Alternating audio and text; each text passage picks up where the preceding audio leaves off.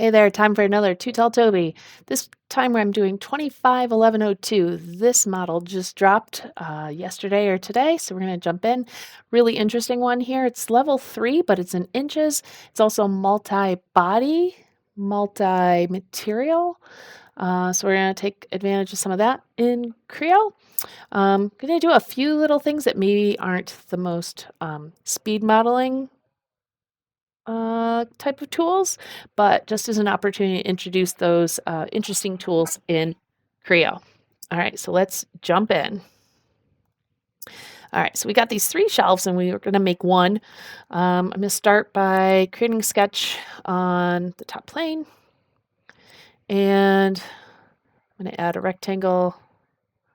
I'm going to do it like this. All right, and I'm going to select these 2 ends. Oh, actually, let's set this to 6 before I do this. And I'm going to select these 2 ends and click the fillet tool. And that'll create both of those fillets as the same equal radius, and I'll add 2 at those corners at the same time. I really like that option. Make the overall width 1 and the offset 1/2 inch. Okay. I'm also going to add a datum point where the first hole is going to go. We'll dimension that as 1.5 from the end. I'm going to place 1. And then I'm going to use a tool to copy and paste it. So Control D, I want to see the orientation of this. When I hit extrude and I click on that sketch, I'm going to flip it the other way. It has a depth of 2. What's interesting is the point disappears, but it becomes an axis. See that axis there? So that I find to be kind of interesting. If you take a point, give it a depth, you have a line. All right, so we're going to add a hole onto this axis and hold down Control to get the surface to place it on. That's going to go all the way through. And we'll give it a counter bore. So the hole diameter is 0.375. That gives the counter bore a 0.75. That's listed here in the front view. And the depth is interesting. I'm going to write it as 1.5, and it works from this. Honestly, I think Onshape has a much better tool for doing this.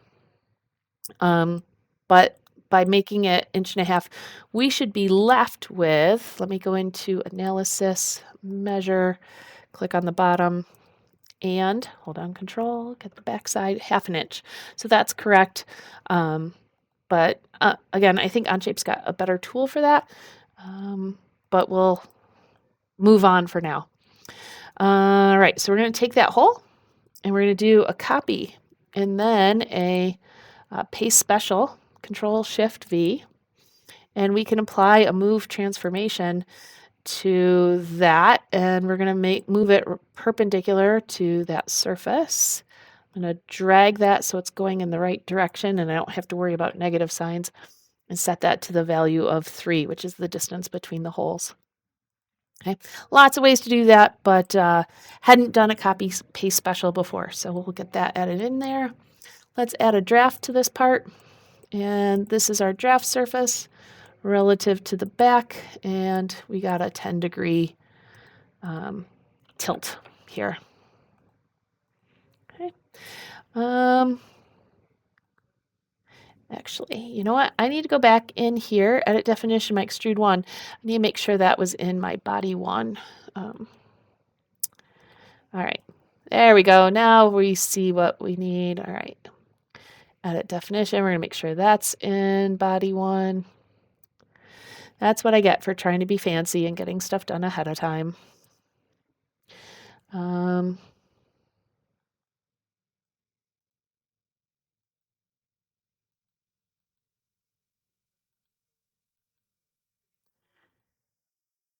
right, and edit definition on that. Let's see what's going on there.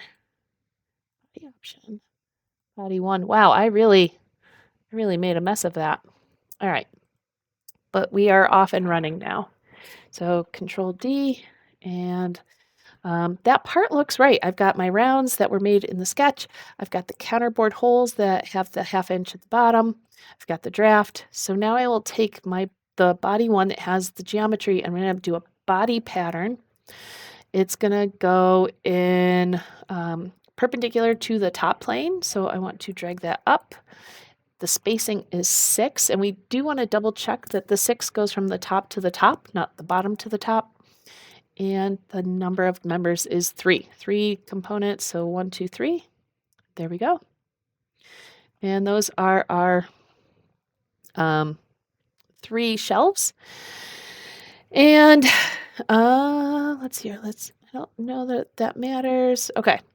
The last thing to do is add that back plate. So we're going to extrude on the right plane. And this is going to, I'm going to actually hold down Alt and make this top edge a reference. So when I place my rectangle,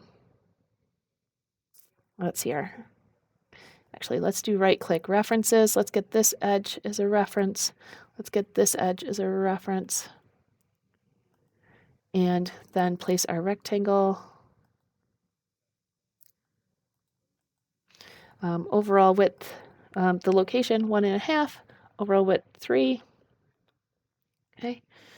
And we want to extrude it the other direction, 1/2 inch. Make it stick to body 4. That's right.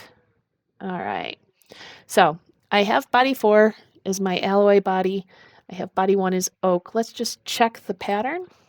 If I type in TT, I can see all of those show up. So I have oak for body 5, oak for body 6, oak for body 1, and alloy for body 4. Awesome. All right. So make my mass properties available. All right. So I have done this previously, and